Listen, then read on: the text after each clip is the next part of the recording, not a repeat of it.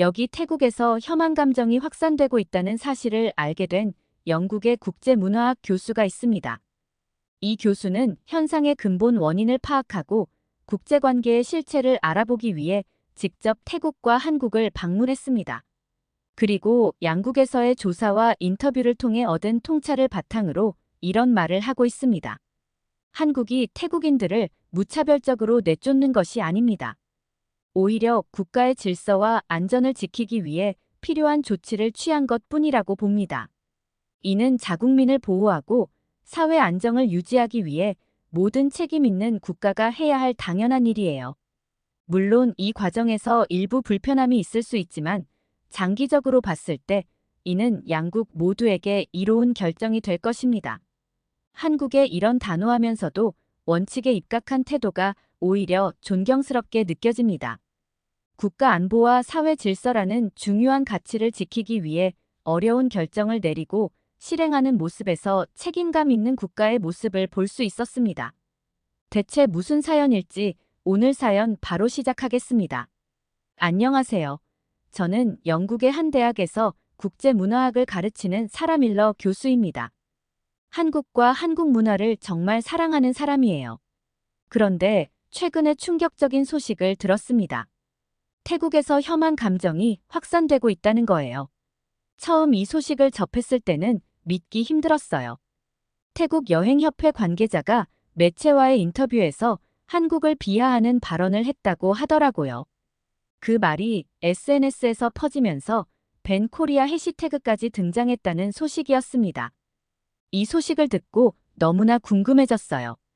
도대체 무슨 일이 있었던 걸까요? 몇 년 전에 태국을 가본 적이 있는데 그때까지만 해도 태국인들은 한국을 좋아하는 것 같았거든요. 그때의 기억이 아직도 생생해요. 방콕의 거리를 걸으며 한국 음식점들과 K-팝 관련 상점들을 보면서 한국 문화의 인기를 실감했었죠. 태국 사람들이 한국어로 인사를 건네기도 했고 한국 드라마에 대해 열정적으로 이야기하는 모습도 봤어요. 그래서 이번 소식이 더욱 충격적으로 다가왔습니다. 얼마 전까지만 해도 한국은 그동안 태국과 좋은 관계를 유지해왔는데 말이에요. 양국 간의 문화 교류도 활발했고 경제적으로도 협력 관계가 돈독했던 걸로 알고 있었거든요. 그래서 이런 갑작스러운 변화가 더욱 이해하기 어려웠습니다. 인터넷으로 이 사태에 대해 찾아봤지만 정확한 정보를 얻기가 힘들었어요. 기사들은 대부분 표면적인 내용뿐이었고 SNS의 댓글들은 감정적인 반응이 대부분이었죠. 이래서는 진실을 알 수 없겠다고 생각했습니다. 학자로서 이런 현상의 근본 원인을 파악하고 싶었어요. 단순히 인터넷상의 정보만으로는 복잡한 국제관계의 실체를 이해하기 어렵다는 걸 알았죠. 그래서 결심했어요. 직접 태국에 가보기로 한 거예요. 혐한 감정이 확산된 진짜 이유를 알고 싶었습니다. 두 나라 간의 문화적 오해와 갈등을 직접 눈으로 보고 연구하고 싶었어요. 이건 꼭 해야 할 일이라고 믿었습니다. 국제문화학 교수로서 이런 현상을 깊이 있게 연구하는 것이 제 의무라고 생각했어요. 여행 준비를 하면서 마음이 복잡했어요. 한편으로는 설레면서도 다른 한편으로는 걱정이 되더라고요. 과연 내가 이 복잡한 상황을 제대로 이해할 수 있을까? 하는 의문이 들었죠. 짐을 싸면서 태국어 책도 챙겼어요. 현지인들과 직접 대화를 나누고 싶었거든요. 그들의 이야기를 듣고 싶었습니다. 왜 한국에 대해 부정적인 감정을 갖게 됐는지 그 이유를 알고 싶었어요. 또한 한국 문화와 관련된 책들도 몇 권 챙겼습니다. 혹시 현지인들과 대화할 때 한국 문화에 대해 설명해야 할 상황이 생길 수도 있으니까요. 그리고 녹음기와 노트북도 준비했어요. 현장에서 들은 이야기들을 꼼꼼히 기록하고 싶었거든요. 비행기 표를 예매하고 나니 현실감이 확 들더라고요. 이제 정말 가는구나 하는 생각에 긴장도 되고 기대도 됐어요. 태국에서 무엇을 보고 듣게 될지, 어떤 사람들을 만나게 될지 궁금했습니다. 혹시 위험한 상황은 없을까 하는 걱정도 들었지만 연구를 위해서는 감수해야 할 부분이라고 생각했어요. 비행기가 이륙하고 얼마 지나지 않아 옆자리 승객과 대화를 나누게 됐습니다. 그분도 태국으로 가는 한국인이었어요. 제가 연구 목적으로 태국에 간다고 하자 그분은 자신의 경험을 들려주셨어요. 최근 태국 출장 갔다 왔는데 분위기가 많이 달라졌더라고요. 한국인을 대하는 태도가 예전 같지 않았어요. 이 말을 듣고 더욱 긴장되면서도 한편으로는 제 연구의 필요성을 다시 한번 느꼈습니다. 비행 시간 동안 태국의 역사와 문화에 대한 책을 읽으며 시간을 보냈어요. 태국과 한국의 관계에 대해서도 다시 한번 정리해봤죠. 두 나라는 오랫동안 우호적인 관계를 유지해왔는데 왜 갑자기 이런 변화가 생긴 걸까요? 이 의문을 풀기 위해 태국으로 향하는 제 발걸음이 더욱 의미 있게 느껴졌습니다.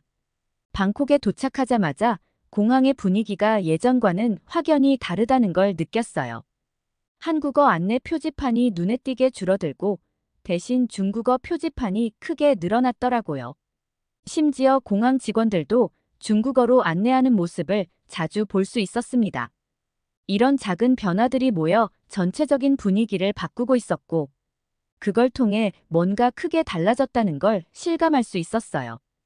택시를 타고 시내로 향하는 길, 운전기사님과 이야기를 나눴어요. 요즘 한국 손님들이 많이 줄었어요. 예전엔 한국 관광객들이 많아서 택시 영업하기가 좋았는데 말이에요. 그분 말씀에 따르면 최근 2년에서 3년 사이 한국인 관광객이 급격히 감소했다고 해요. 대신 중국인 관광객이 엄청나게 늘었다더군요. 심지어 일부 택시 기사들은 중국어를 배우고 있다고 하더라고요. 이 말을 듣고 보니 공항에서 봤던 광경이 더욱 이해가 되었습니다. 호텔에 짐을 풀고 바로 현장 조사에 나섰습니다. 방콕의 유명 관광지를 돌아다니며 상황을 자세히 살폈어요. 확실히 달라진 게 눈에 띄더라고요. 예전엔 한국인 관광객들로 북적이던 곳들이 이젠 중국인 관광객들로 가득했어요. 거리에서 들리는 언어도 한국어보다는 중국어가 압도적으로 많았습니다. 카오산 로드를 걸으면서 주변을 유심히 관찰했습니다. 거리의 간판들이 눈에 띄게 변했어요.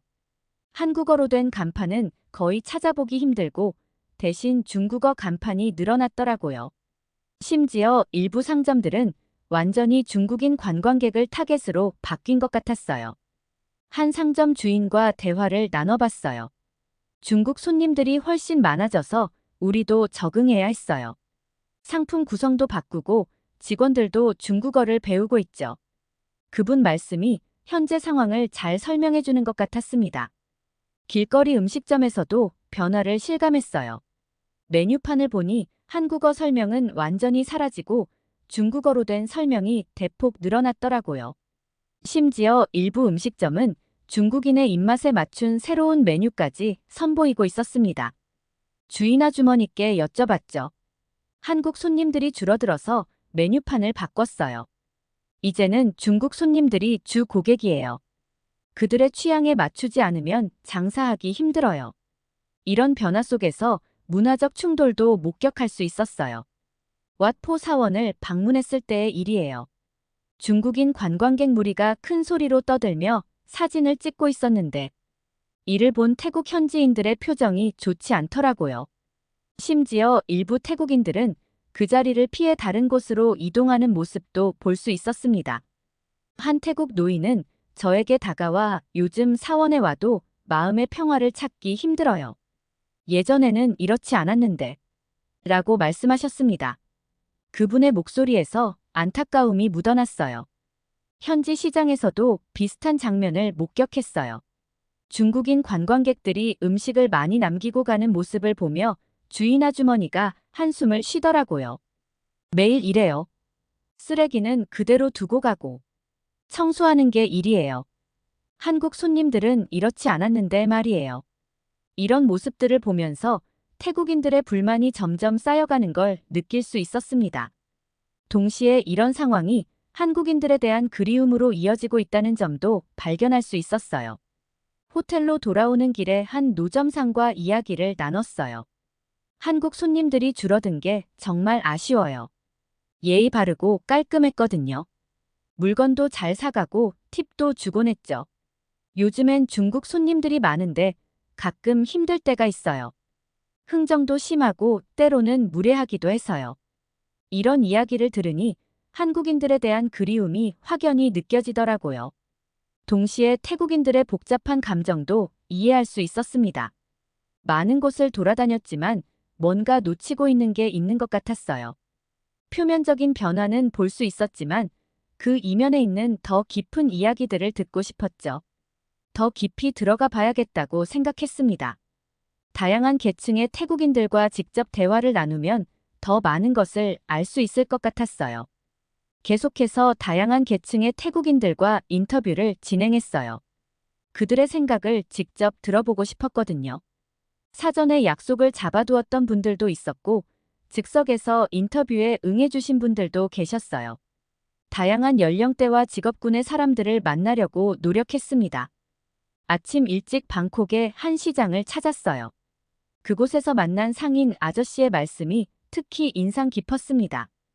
한국 손님들이 줄어든 게 정말 아쉬워요. 예의 바르고 깔끔했거든요. 물건을 살 때도 신중하게 고르고 가격에 대해서도 합리적이었죠. 요즘엔 중국 손님들이 많은데 힘들 때가 많이 있어요. 물건을 함부로 다루기도 하고 지나치게 할인을 요구하기도 해서요. 이 말을 듣고 한국인들에 대한 긍정적인 인식이 여전히 강하게 남아있다는 걸 느꼈어요. 이어서 방콕의 한 대학교에 들러 학생들과 이야기를 나눴어요. 한 학생이 흥미로운 말을 해줬죠. 한국 문화를 정말 좋아하고 한국에 가보고 싶어요. 하지만 한국의 입국 절차가 너무 까다로워서 망설여져요. 친구들이 한국 여행 가서 불편했다는 얘기를 많이 들었어요. 입국 심사도 엄격하다고 하더라고요. 이 말을 듣고 한국의 엄격한 입국 정책이 태국인들의 감정에 생각보다 큰 영향을 미쳤다는 걸 알게 됐습니다. 문화적 호감도가 높아도 실제 방문을 어렵게 만드는 요인이 있다는 점이 안타까웠어요. 또 다른 학생은 이렇게 말했어요. K-팝이나 한국 드라마는 정말 좋아해요. 한국 연예인들의 패션이나 메이크업을 따라 하기도 하죠.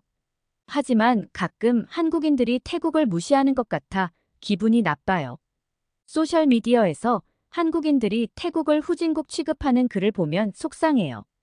이런 말을 들으니 문화적 교류와 실제 인식 사이에 간극이 존재한다는 걸 느꼈습니다. 점심시간에는 현지 회사에 다니는 직장인들과 만났어요. 한 여성분이 말씀하시더라고요. 한국 화장품을 정말 좋아해요. 품질도 좋고 디자인도 예쁘거든요. 하지만 요즘엔 한국 제품 가격이 너무 비싸져서 사기 힘들어요. 게다가 중국 제품들이 비슷한 품질로 더 저렴하게 나오고 있어서 선택이 어려워요. 그녀는 이어서 말했습니다. 그리고 예전에는 한국 기업에서 일하고 싶었는데 최근엔 중국 기업들이 더 많은 기회를 주는 것 같아요. 급여도 높고 승진 기회도 많다고 하더라고요. 오후엔 관광지에서 일하는 가이드와 대화를 나눴어요. 솔직히 말해서 중국인 관광객들 때문에 스트레스 받을 때가 많아요. 단체로 움직이다 보니 소리도 크고 규칙을 잘 지키지 않는 경우가 많거든요. 그에 비하면 한국인 관광객들은 정말 편했죠. 질서를 잘 지키고 가이드의 설명도 잘 들어주셨어요.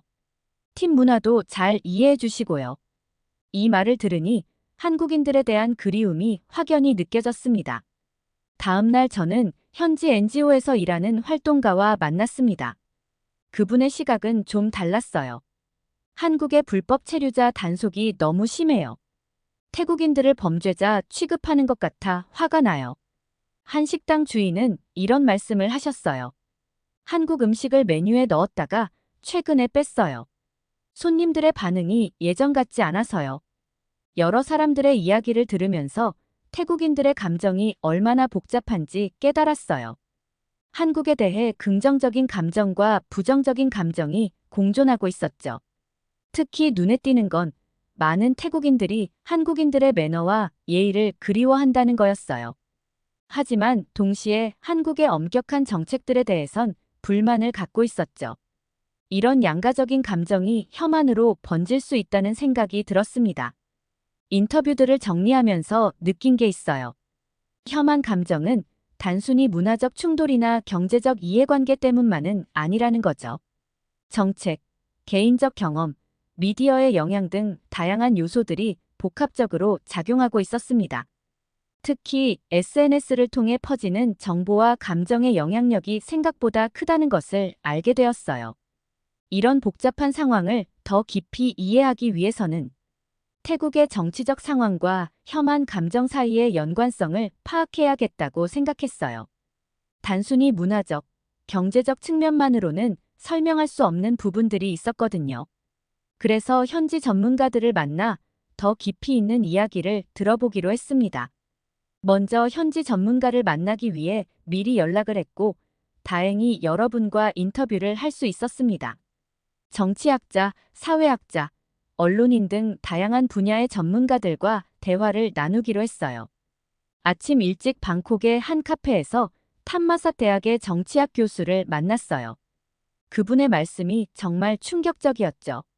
최근 혐한 감정의 확산에는 정치적 의도가 숨어 있어요. 중국과의 관계 강화를 위해 한국을 의도적으로 배제하려는 움직임이 있었죠. 이 말을 듣고 상황이 생각보다 훨씬 더 복잡하다는 걸 깨달았습니다. 교수님은 계속해서 자세히 설명해 주셨어요. 태국 정부는 최근 몇 년간 중국과의 경제 협력을 적극적으로 강화하고 있어요. 이는 단순한 경제적 선택이 아니라 지정학적 전략의 일환이죠. 이 과정에서 한국의 영향력을 줄이려는 의도적인 시도가 있었어요. 예를 들어 중국 기업에 더 많은 특혜를 주는 정책들이 도입됐고, 한국 기업들은 상대적으로 불이익을 받게 되었죠. 이런 정책적 변화가 혐한 감정 확산의 중요한 배경이 될 수 있다는 걸 알게 됐습니다.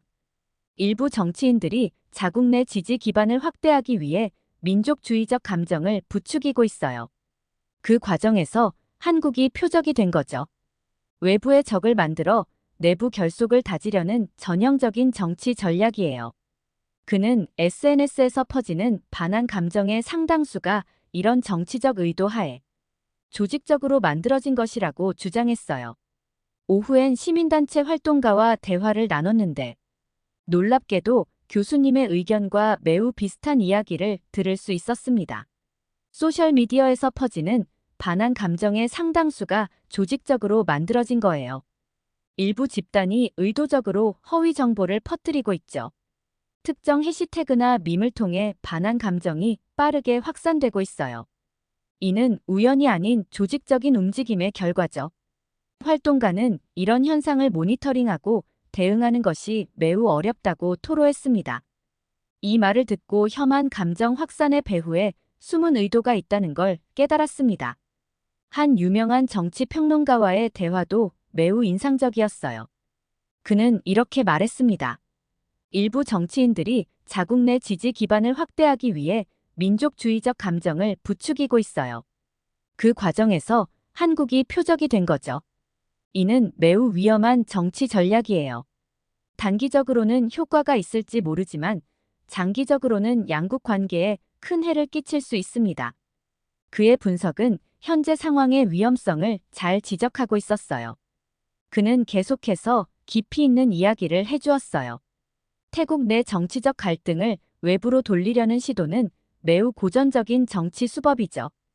과거 한국과 태국의 관계는 매우 우호적이었어요. 하지만 최근 몇 년간의 정치적 변화로 그 관계가 흔들리고 있죠. 이는 단순히 문화적 충돌이 아닌 정치적 선택의 결과예요. 양국 모두에게 손해가 되는 상황인데 이를 개선하기 위해서는 양국 정부 차원의 노력이 필요할 것 같아요. 하루 종일 들은 이야기들을 정리하면서 정말 복잡한 감정이 들었어요. 혐한 감정이 순수하게 문화적 충돌이나 개인적 경험에서만 비롯된 게 아니라는 사실이 충격적이었습니다. 정치적 목적과 경제적 이해관계가 복잡하게 얽혀 있다는 걸 알게 됐죠. 이런 상황에서 문제를 해결하기 위해서는 단순히 문화 교류를 늘리는 것만으로는 부족할 것 같다는 생각이 들었어요. 특히 눈에 띄는 건 이런 정치적 의도가 소셜미디어를 통해 빠르게 확산된다는 점이에요. 가짜 뉴스나 왜곡된 정보들이 사람들의 감정을 자극하고 그게 다시 정치적으로 이용되는 악순환이 일어나고 있었습니다. 예를 들어 한국에 대한 부정적인 소문이 SNS에서 빠르게 퍼지고 이에 대한 사람들의 분노가 다시 정치인들의 발언의 근거가 되는 시기죠. 이런 현상은 현대 사회에서 매우 위험한 문제로 보였어요. 정보의 진실성보다는 전파 속도가 중요시되는 SNS의 특성이 이런 문제를 더욱 심화시키고 있었습니다. 하지만 동시에 희망적인 면도 발견했어요. 많은 태국인들이 이런 상황을 비판적으로 바라보고 있다는 거죠. 특히 젊은 세대들 사이에서는 한국에 대한 긍정적인 인식이 여전히 강하게 남아 있었습니다. 이런 상황 속에서 해결책을 찾으려면 단순히 문화 교류를 늘리는 것만으로는 부족할 것 같다는 생각을 하게 되었고, 특히 정치적, 경제적 차원에서의 접근도 필요해 보였습니다. 태국에서의 연구를 마치고 한국을 방문했어요. 한국 측의 입장도 들어보고 싶었거든요. 서울에 도착하자마자 느껴지는 분위기가 새로웠습니다. 거리의 모습, 사람들의 표정, 심지어 공기의 냄새까지도 태국과는 달랐어요. 가장 먼저 출입국 관리사무소를 방문했어요. 담당자분이 통계 자료를 보여주시더라고요.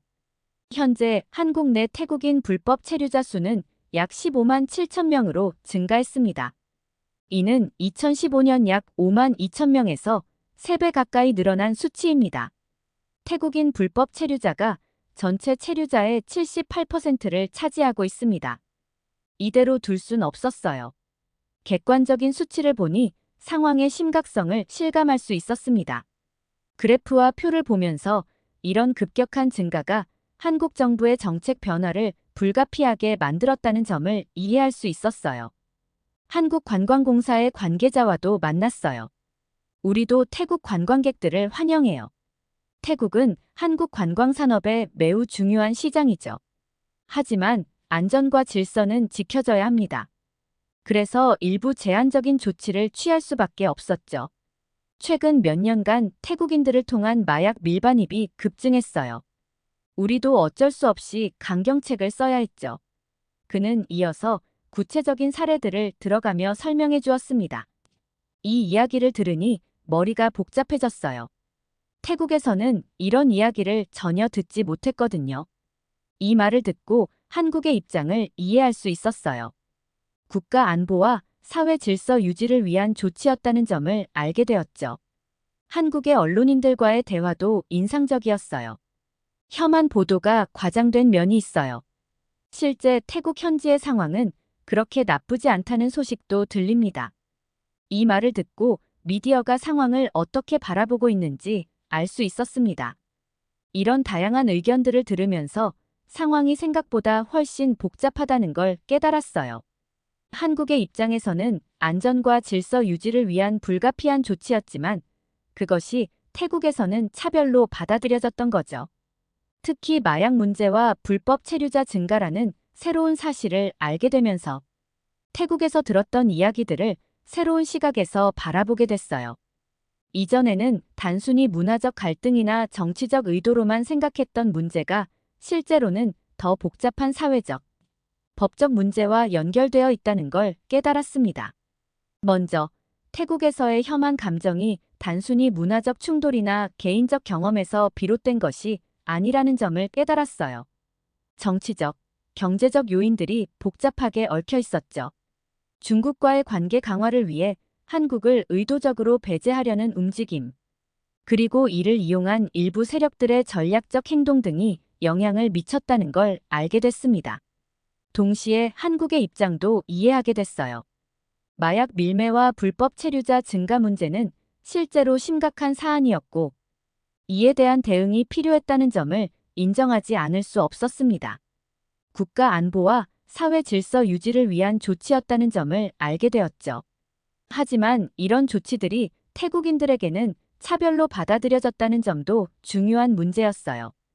이런 결론을 바탕으로 앞으로의 방향에 대해서도 생각해 봤습니다. 양국 정부 차원에서의 정책적 협력이 필요해 보여요.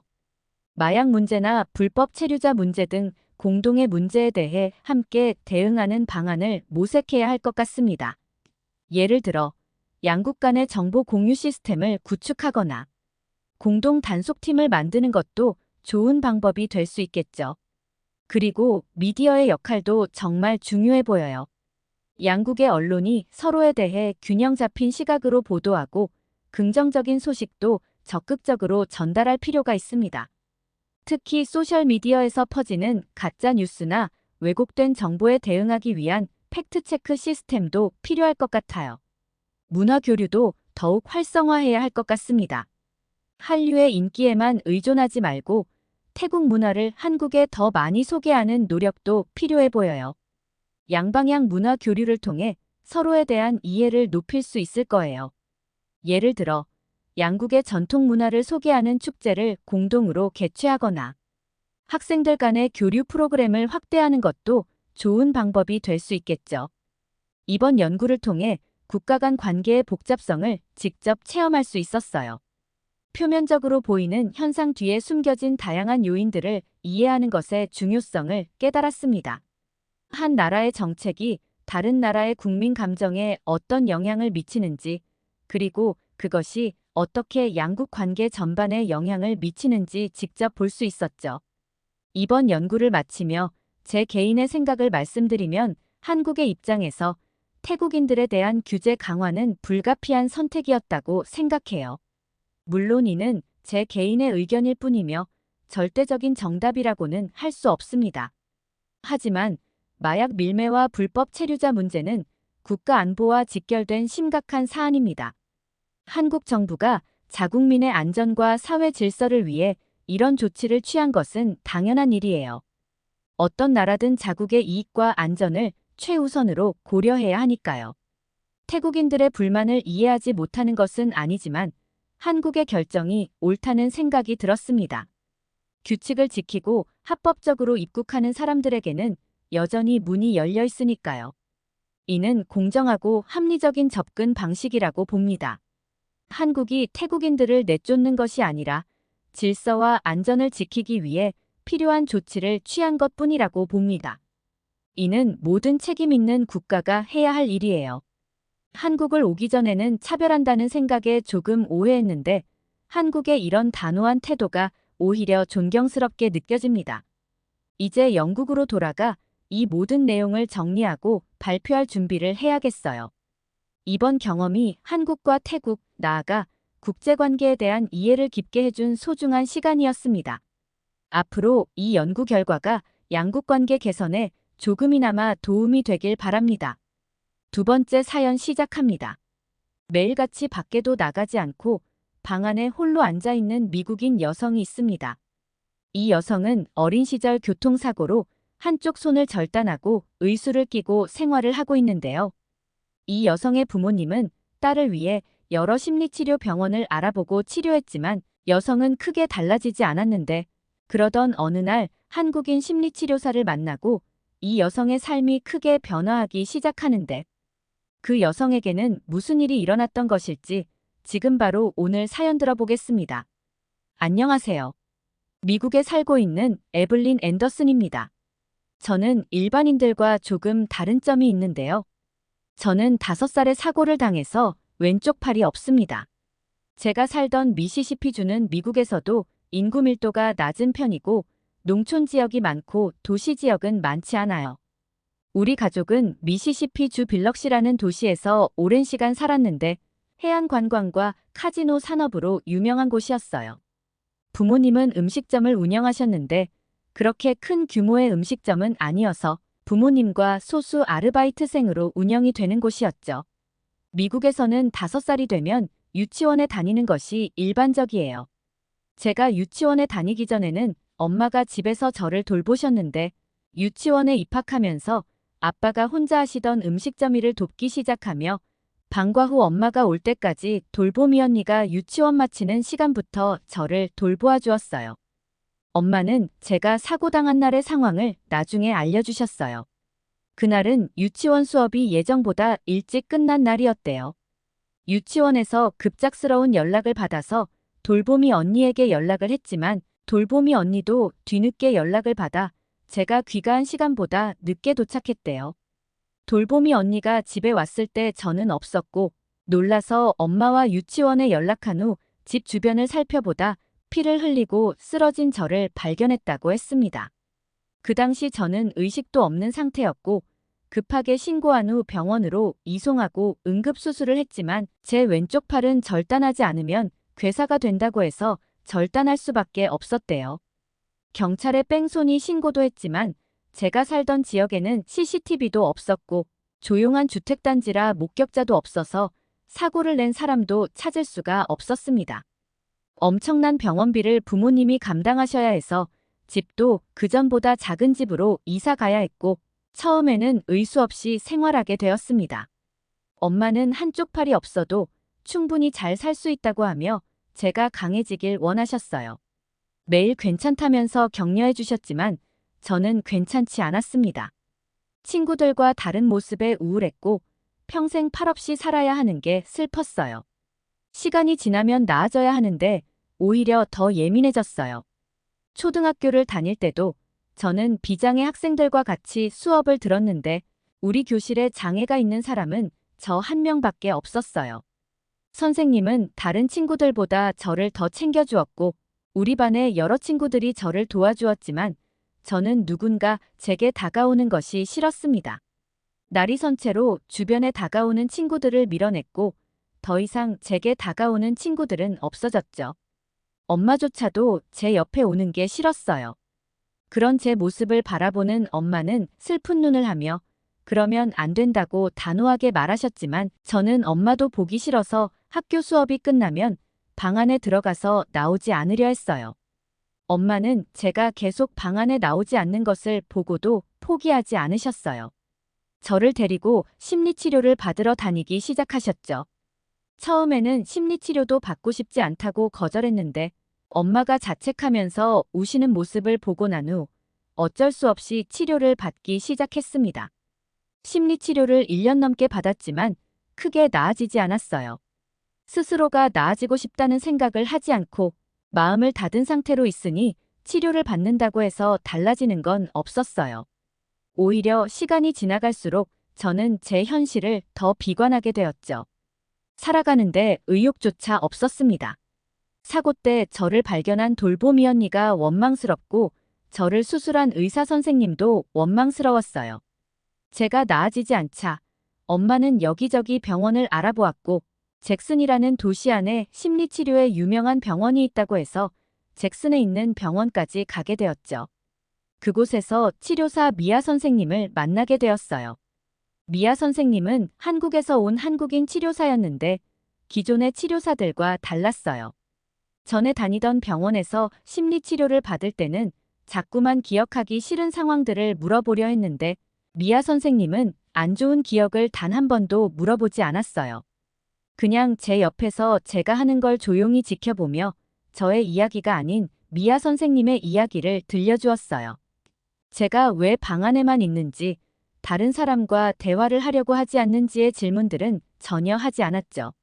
선생님은 본인이 살았던 한국이란 나라에 대해서 이야기를 해주기도 하고 한국에서 인기 있는 음악이라며 한국의 노래를 들려주기도 하고 한국의 전통 간식이라며 약과라는 간식을 제게 먹어보라고 주기도 했어요. 자꾸 한국의 이야기를 듣다 보니 한국이 궁금해졌습니다. 심리치료를 받은 지 얼마 지나지 않아 오늘은 미아 선생님이 무슨 이야기를 해줄까 생각하며 오히려 심리치료 받는 날을 기다리게 될 정도였어요. 선생님이 말하는 한국의 음식이 먹어보고 싶어서 엄마한테 한국 음식을 파는 식당을 가보고 싶다는 이야기를 했을 때 엄마는 저를 끌어안고 펑펑 우셨어요. 사고 이후로 처음으로 엄마한테 무언가를 요청한 게 한국의 음식이었거든요. 엄마는 저를 데리고 한국 음식을 판매하는 식당으로 데려갔고 저는 그곳에서 한국의 음식을 맛보았는데 깜짝 놀랐습니다. 불고기의 달콤한 맛과 잡채의 고소한 맛, 계란말이의 부드러운 맛이 제 입맛을 사로잡아버렸죠. 엄마는 제가 밥 먹는 모습을 보고 놀라시더니 식사는 하지 않으시고 제가 먹는 것만 한참 쳐다보셨죠.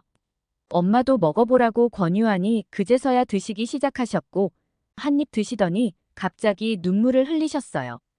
그전에는 집에서 밥도 간식도 거의 안 먹었는데 한국 음식을 먹을 때는 즐거워하며 맛있게 먹는 모습이 너무 좋다고 말하셨어요. 저는 심리치료를 받으며 예전보다 조금씩 나아지기 시작했고 언제부터인지 미아 선생님을 만나면 한국에 대해 먼저 이것저것 물어보게 되었어요. 하지만 부모님과 미아 선생님과만 대화하려고 했고 여전히 다른 사람들과는 대화하려고 하지 않았어요. 그런 제가 마음을 열게 되는 계기가 생겼어요. 그날은 심리치료 중 선생님의 어린 시절에 대한 이야기를 듣게 되었는데 제가 생각지도 못했던 충격적인 이야기를 듣게 되었어요. 미아 선생님의 엄마는 고등학교 때 임신을 해서 미아 선생님을 낳으셨는데 미혼모였대요. 선생님의 아빠는 태어나기도 전에 엄마와 선생님을 버렸고 어린 시절에는 한부모 가정에서 가난하게 자랐다고 이야기했어요. 게다가 선생님의 엄마는 선생님이 12살이 되었을 때 새로운 사람을 만나 결혼하면서 선생님은 외할아버지와 외할머니 손에서 자라게 되었다고 했습니다. 선생님의 할머니는 따뜻하게 감싸주었지만 할아버지가 술에 취하실 때는 여러 번 태어나서는 안 되는 아이였다고 말했던 적도 있었다고 했어요. 선생님의 엄마는 결혼해서 이복 동생 2명을 낳았는데 자신만 할머니 할아버지와 살아야 한다는 것을 비관한 적도 있다고 이야기를 하셨어요. 저는 선생님의 이야기를 들으면서 깜짝 놀랐습니다. 항상 저를 만나면 미소를 짓고 언제나 밝은 모습을 보여서 그런 아픔을 가지고 있을 거라고 생각도 못했거든요. 저는 그 이야기를 들은 이후부터 선생님과 더 많은 대화를 하기 시작했어요. 한국의 이야기뿐 아니라 선생님의 이야기도 궁금했거든요. 그전에는 세상의 모든 불행이 나에게만 찾아온 것 같다는 생각을 하고 있었는데 선생님의 이야기를 들으면 정말 힘들었을 것 같은데 어떻게 극복할 수 있는지도 물어보았죠. 선생님은 할머니 할아버지는 농사를 지으셔서 혼자 있는 시간이 많았는데 혼자 있는 시간에는 책이 친구가 되어주었다고 이야기를 했어요. 책은 선생님한테 힘이 되었고 친구가 되어주었고 위로가 되어주었다는 이야기를 하셨어요. 저는 점차 마음을 열기 시작했고 더 이상 방 안에 홀로 숨어 있지 않았어요. 친구들에게도 먼저 다가가려고 노력하니 중학교 고등학교를 다니며 여러 친구들을 사귈 수 있게 되었고 몇몇 친구들은 내가 장애인이라고 놀리기도 했지만 저는 더 이상 예전처럼 크게 상처받지 않을 수 있게 되었습니다. 게다가 고등학교를 다닐 때에는 제가 살고 있는 지역까지 한국의 문화들이 들어오기 시작하면서 주변의 친구들이 한국의 이야기를 하기 시작했는데 저는 미아 선생님으로 인해 한국의 문화를 알고 있었고 한글도 약간 할 수 있어서 친구들 사이에서 관심을 받게 되었고 친구들과 한국의 이야기를 하면서 더 친해지게 되었어요. 대학교를 다닐 때는 예전의 소극적인 모습은 없었고 밝고 긍정적으로 생활했기 때문에 주변에 많은 친구들을 사귈 수 있었어요. 그러다 대학교 2학년 때 한국 유학생 은지를 만나게 되었는데 저는 그 친구와 가장 친해지게 되었습니다. 미아 선생님으로 인해 한국인에 대한 호감도 있었지만 은지는 다른 친구들과 달랐거든요. 대부분의 친구들은 제게 장애가 있다는 것을 알고 원하지 않는데도 과도하게 배려해주려고 하는 친구들이 있어요. 배려해주는 모습은 고맙지만 스스로 충분히 할 수 있는 것들을 도와주려고 하는 모습을 보면 부담스러운 경우도 있어요. 저는 스스로에게 일반인과 다르지 않다고 생각하려고 노력하는데 주변에서 그렇게 생각하지 않았어요. 괜찮다고 혼자 할 수 있다고 이야기를 해도 도와주려고 하는 친구들도 있었으니까요. 그러다 친구 한 명과 작은 트러블이 생긴 적도 있었어요. 도서관에서 책을 빌려서 기숙사로 돌아가는 길에 친구들 만났어요. 그 친구는 제가 도와달라는 이야기를 하지 않았는데 멋대로 제 책을 들어주겠다고 도와준 친구가 있어요. 저는 괜찮다고 이야기했지만 가는 길이니 들어주겠다고 하며 제 책을 들고 갔죠. 저는 친구에게 원치 않는 도움은 상대방이 불편함을 느낄 수 있다고 이야기를 했고 제 말을 들은 친구는 저를 생각해서 도왔던 일인데 서운하다는 표현을 큰 소리로 말한 적이 있었어요. 주변에 지나가던 사람들이 그 모습을 보았고 저는 얼굴이 화끈거렸죠. 미국은 감정이나 의견을 직설적으로 표현하는 것을 가치 있게 생각해요. 미국인들은 자신의 기분이나 생각을 솔직하게 말하는 경향이 강해요. 이는 어떤 면에서는 장점이 될 수 있지만 오랜 시간 소극적으로 살아온 제게는 그런 모습이 불편하고 당황스러웠어요. 그날 이후로 누군가 저를 도와주려고 하면 불편하더라도 참고 고맙다고 이야기하게 되고 어쩔 수 없이 편견 속에서 살아야 한다는 생각이 들며 슬프기도 했어요. 그런데 은지는 처음 만났을 때부터 비장애를 가진 친구들과 똑같이 대했어요. 은지와는 수업 때 8명씩 조를 이뤄서 하는 프로젝트에서 처음 만나게 되었어요. 은지는 리더십이 강해서 자연스럽게 팀 내에서도 리더 역할을 하게 되었죠. 발표를 위한 자료 조사 준비를 하는 것을 나누게 되었는데 은지는 저를 포함한 모든 친구들에게 공평하게 해야 할 것들을 분배했어요. 그러자 같은 조원 한 명이 저를 지목하며 제게는 조금 더 과제를 줄여줘야 한다는 이야기를 했죠. 갑작스럽게 꺼낸 이야기에 같은 조 친구들이 주목했고 대부분 수긍하는 분위기라 얼굴이 화끈거릴 정도로 부끄럽다는 감정을 느꼈어요. 하지만 은지는 이해가 되지 않는다는 표정으로 그 친구를 바라보며 대답했어요. 같은 대학을 다니고 같은 조원인데 공평하게 분배하는 것은 당연한 거고 혹시 여기 있는 사람들 중 과제 양이 너무 많다고 생각하면 얘기해. 발표 자료에 각자 조사한 분량을 정확하게 기입할 생각이야 라고 말했죠.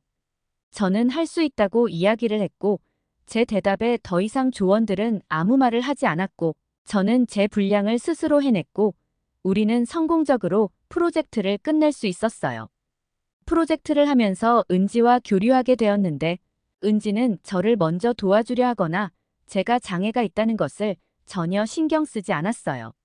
친구들은 은지를 냉정하다고 평가했지만 저는 달랐어요. 편견 없이 대하는 모습이 오히려 더 좋았거든요. 저는 같이 식사를 하며 은지에게 제가 장애가 있다는 것을 어떻게 생각하는지 물어봤어요. 그러자 은지는 조금 불편하겠지만 그게 삶에 있어서 커다란 장애는 아니라고 생각한다고 말했어요. 오히려 몸이 불편한데도 불편하지 않는 사람들보다 뛰어난 사람들도 있다고 이야기를 했어요. 은지의 언니도 장애가 있지만 일반인보다 뛰어나다고 했습니다.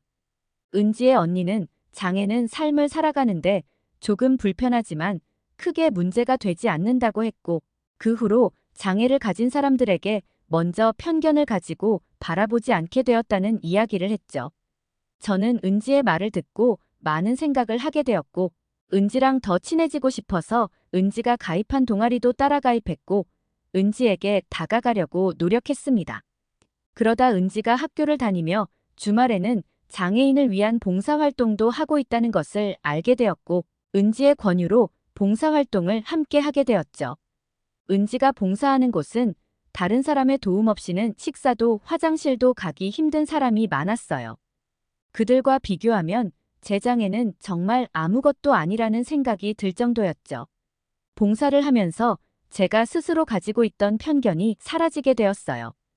그전까지는 저도 제가 할 수 없는 것들을 정해놓고 살았는데 봉사활동을 다니기 시작하면서 팔이 없으면 절대 하지 못할 것이라 생각하던 수영도 배우고 자전거도 새로 배우고 여러 가지를 새롭게 시도했어요. 조금 불편하지만 전부 할 수 있었고 그전보다 크게 자신감이 생기게 되었죠. 학교 성적도 우수한 성적으로 졸업해서 좋은 회사에 취업할 수 있었고 회사에서도 일을 잘한다고 인정을 받게 되었어요. 회사 생활을 하다 첫 휴가를 맞았는데 예전부터 꼭 가보고 싶었던 한국 여행을 하기로 결정했어요. 처음에 혼자 가려고 했는데 고등학교 때부터 친하게 지내며 함께 한국 문화를 즐기던 친구가 같이 가자고 이야기해서 둘이 여행을 가게 되었어요. 우리는 한국의 서울, 부산, 그리고 제주도라는 곳을 방문하기로 결정했어요. 그렇게 도착한 한국의 서울은 엄청나게 발전된 도시였어요. 인프라도 뛰어나고 도시만에서 녹지 공간도 풍부했죠. 비영어권 국가지만 소통에도 문제가 거의 없었어요. 영어로 안내 표기도 잘 되어 있고 영어를 잘하는 사람들도 쉽게 만날 수 있었죠. 게다가 서울에서 본 한국인들은 모두가 부유해 보였어요. 미국과 달리 빈부격차가 없어 보였죠. 미국에서는 도심을 돌아다닐 때 때로는 구걸을 하거나 행색이 좋지 못한 사람들을 볼 수가 있는데 한국의 여러 곳을 다녔는데 모든 사람들이 깔끔하게 차려입고 있었고 구걸을 하는 사람들은 찾아볼 수가 없었어요. 밤이 늦은 시간에도 많은 사람들이 걱정 없이 돌아다니는 모습을 보면서 정말 안전한 나라라는 생각을 했어요. 가장 신기했던 건 편의점이었어요. 서울에는 편의점이 정말 많았는데 24시간을 운영했고 편의점에서는 모든 게 다 있었어요. 음식이나 음료뿐 아니라 의약품이나 세면용품, 화장품까지 전부 판매하고 있었죠. 특히 굉장히 많은 종류의 술을 24시간 저렴한 가격에 판매하고 있는 걸 보고 정말 놀랐어요. 제가 대학을 다니며 거주했던 지역은 특정 시간대에 알코올 판매가 제한되어 있고 늦은 시간까지 운영하는 마트가 별로 없었거든요. 우리는 서울에서 여러 관광지를 다녔는데 가장 기억에 남는 관광지는 한강이었어요. 많은 사람들이 공원에서 자유롭게 뛰어놀고 있었고 시민들을 위한 시설들도 잘 구비가 되어 있었죠. 한강의 편의점에서 여러 한국인들이 먹고 있는 라면과 소세지, 맥주를 마시는데 매콤한 라면의 맛이 미국에 돌아와서도 생각나서 한국의 라면을 여러 번 사다 먹었는데 그때의 맛이 안 나는 게 아쉬워요. 한강공원은 정말 많은 사람들이 이용하는 무료 공중화장실도 굉장히 깨끗하게 관리되어 있어서 신기했어요. 휴지까지 구비되어 있는 모습에 한국은 정말 노숙자와 도둑이 없다는 것을 확실히 느꼈어요. 만약 미국에 이런 화장실이 있다면 노숙자들이 가득하고 휴지는 금방 누군가 훔쳐갔을 게 분명할 거예요. 서울은 제가 상상했던 것 이상으로 멋진 곳이었죠. 부산으로 떠나야 했을 때는 잠시 일정을 바꾸고 서울에 머물러야 하나 한참을 고민했어요. 하지만 부산에 도착하니 서울과 다른 매력이 가득해서 순식간에 부산에 빠져들었어요. 부산의 아름다운 해변과 어우러진 고층 건물들의 모습은 정말 매력적이었어요. 산과 바다 도시를 한 번에 볼 수 있는 게 신기했고 도시적인 요소와 자연이 잘 어우러진 곳이었죠. 부산에서는 신선한 해산물들을 맛보았는데 해물탕이라는 요리는 깊고 진한 맛이 가득했고 어디서도 먹어보지 못한 풍부한 맛이 느껴졌어요. 부산은 생동감 가득하고 활발한 도시로 기억에 남아요. 길을 찾고 있을 때도 먼저 다가와서 알려주려고 하는 사람들도 있었고 언어가 통하지 않아도 몸짓과 간단한 단어로 먼저 다가와 소통하려고 했죠. 서울과 부산에서 행복한 추억을 가진 채 마지막으로 제주도를 방문했는데 제주도는 휴양지 느낌이 가득해서 좋았는데 실망스러운 점도 보였어요. 제주도라는 섬은 굉장히 아름다웠지만 서울이나 부산에서는 바닥에 쓰레기를 버리는 사람을 볼 수 없었는데 제주도에서는 관광지 곳곳에 쓰레기를 버리는 사람들이 있었고 새치기를 시도하는 사람들도 볼 수 있었죠. 그 모습을 보고 모든 한국 사람들이 시민의식이 뛰어나지는 않다고 잠시 생각하게 되었어요. 하지만 제주도의 음식은 맛있었고 제주도 바다가 너무 아름다워서 제주도라는 곳을 오길 잘했다고 생각했습니다. 그렇게 제주도를 관광하는데 사고가 일어나고 말았어요. 제주 여행 3일째 날 아침 일찍 한라산을 등반하고 식사를 하고 들어가려고 했지만 오랜 등반에 피곤한 나머지 밥도 못 먹고 바로 숙소로 돌아왔어요.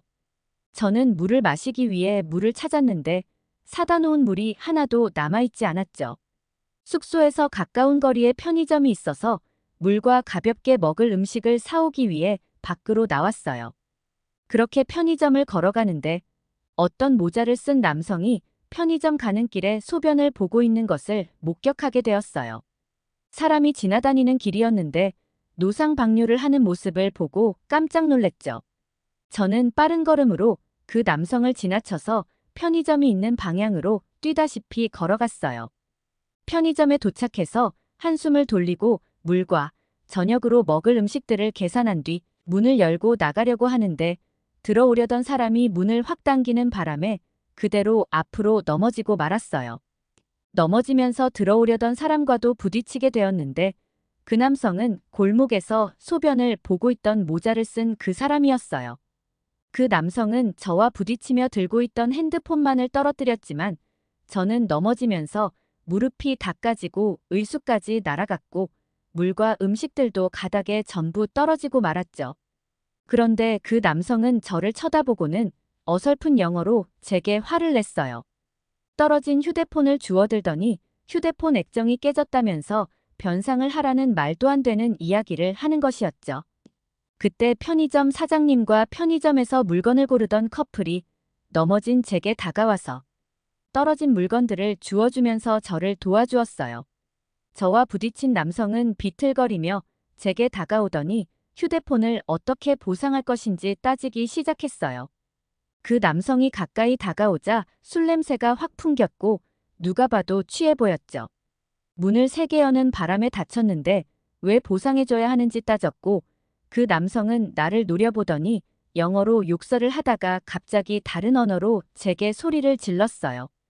편의점 사장님이 소리 지르는 남성 보고 당장 나가라고 이야기했고 계속 소란 피우면 경찰에 신고한다고 이야기하니 그 남성은 저를 노려보다가 결국 밖으로 나갔어요. 편의점 사장님은 의약품 상자를 들고 와서 다친 곳을 치료해주면서 말씀하셨어요.